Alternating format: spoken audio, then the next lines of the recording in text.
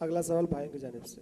السلام علیکم ورحمۃ اللہ وبرکاتہ۔ وعلیکم السلام۔ میرا نام محمد یونس ہے، میں بی ٹیک تھرڈ ایئر کا اسٹوڈنٹ ہوں۔ میں جاننا چاہتا ہوں کہ نبی اکرم صلی اللہ علیہ وسلم نے ہر ایک بات اور ہر ایک طریقہ امت کو بتلایا ہے، اور میرا اس پر ایمان بھی ہے، لیکن کچھ علماء یہ کہتے ہیں کہ کچھ باتیں نبی کی حدیثوں کی کتابوں میں لکھی نہیں گئی، یہ بات کہاں تک صحیح ہے؟ رہنمائی کیجیے۔ بھائی نے بہت ہی اہم سوال کیا ہے کہ اللہ کے نبی صلی اللہ علیہ وسلم نے جو کچھ کہا وہ برحق ہے، ہم کو ماننا ہے، لیکن بعض لوگ کہتے ہیں جس طرح قرآن مجید کو لکھ لیا جاتا تھا اس طرح احادیث نہیں لکھے گئے، یہ بات کہاں تک صحیح ہے؟ یہ بات صحیح ہے کہ جس طرح قرآن لکھا گیا اس طرح اتنی سختی کی پابندی سے احادیث نہیں لکھی گئی، اس میں کوئی دو رائے نہیں ہے۔ یعنی کہ جو سختی قرآن کے لکھنے پر برتی گئی اتنی سختی سے احادیث نہیں لکھے گئے، لیکن احادیث لکھے ہی نہیں گئے یہ بات جھوٹی ہے۔ کیوں؟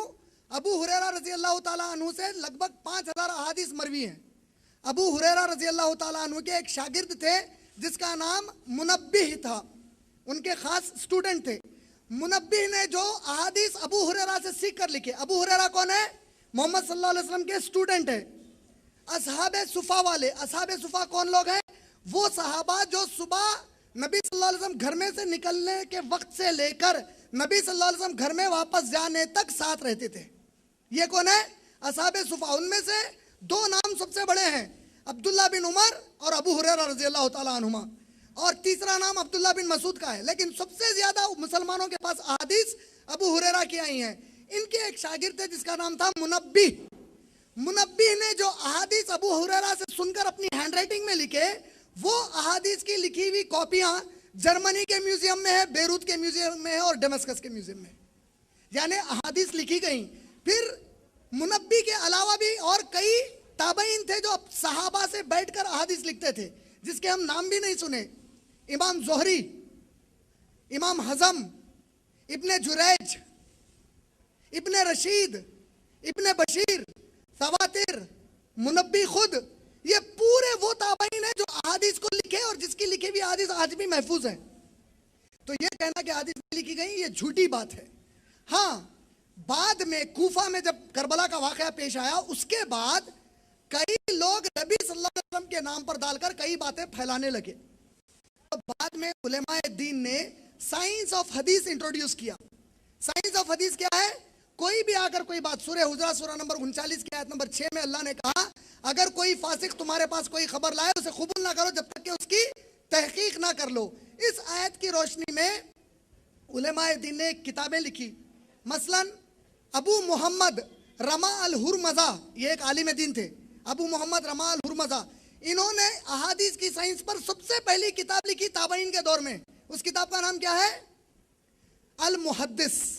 اس کے بعد ایک اور عالم دین آئے، انہوں نے ایک کتاب لکھی الحاکم، ان کا نام ہے معرفت العلوم الحدیث۔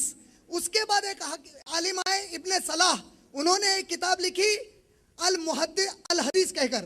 یہ کتابوں میں بتایا گیا کہ کس طرح صحیح کوئی آدمی جھوٹ کہہ رہا ہے نبی صلی اللہ علیہ وسلم پر تو کس طرح پرکھیں، کس طرح اس کو الگ کریں۔ اس سائنس کو سب سے پاورفلی ڈیولپ کیا امام بخاری رحمۃ اللہ علیہ نے۔ یہ جو کتابیں لکھی اس سے انہوں نے 5 اصول ڈرائیو کیے۔ 5 اصول کیا ہے وہ؟ اتصال السند، عدل، ضبط، شاذ نہ ہو، علت نہ ہو۔ اتصال السند کا معنی کیا ہے؟ امام بخاری کیا کرتے ہیں کہ اگر ان سے کوئی کہتا ہے نبی نے کہا ہے تو ان سے پوچھتے تم نے کس سے سنا، پھر ان سے جا کر ملتے، پھر ان سے ملتے، پھر ان سے پوچھتے کیا تم نے لکھا ہے، کیا تمہارے پاس کوئی لکھی ہوئی چیز ہے، کیا صحابی کی لکھی ہوئی چیز ہے۔ یہ ایک تفصیلی، یہ خالی ایک ٹاپک کے اوپر میں آپ کو 1 گھنٹہ بتا سکتا ہوں، کیونکہ اس کے بعد احادیث کو الگ کیا گیا، سمجھے آپ؟ یہ دیکھیں کہ کون لکھے، پھر کیا جو ورڈنگ سے پرفیکٹ ہے یا نہیں ہے وہ دیکھیں۔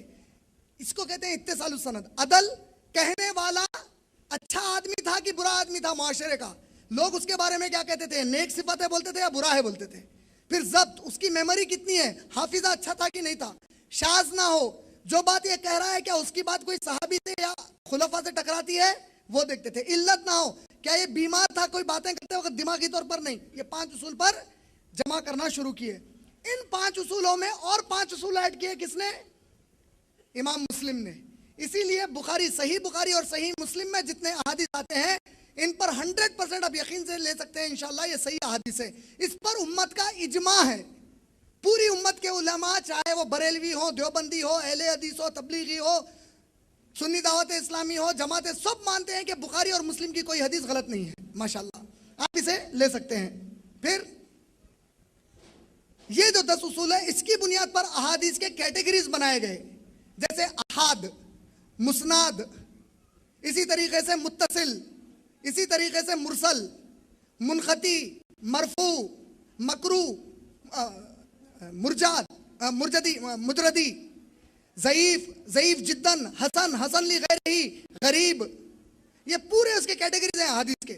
तो इसकी बेस पर ये पूरी साइंस है जो आम आदमी को समझ में। अब अगर कोई देखिए, अगर कोई बैठकर ये पूछे किसी से, भाई एटम बम कैसे बनाना चाहिए, तो एक फॉर्मूला दे सकते हैं, भाई E = mc² is the basic formula. अब E = mc² जरा आप समझाओ बोले तो यहां कैसा समझेंगे? समझ रहे ना आप लोग?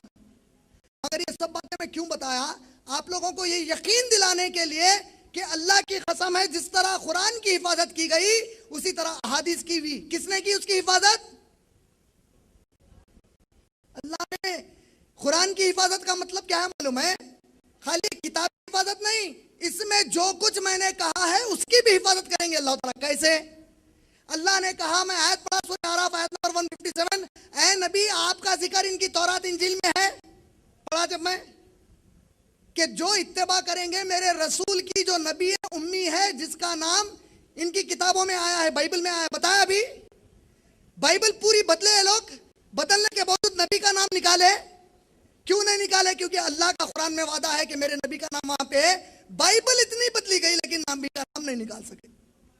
नबी ने क्या कहा? मेरी और मेरे रसूल की इताअत करो।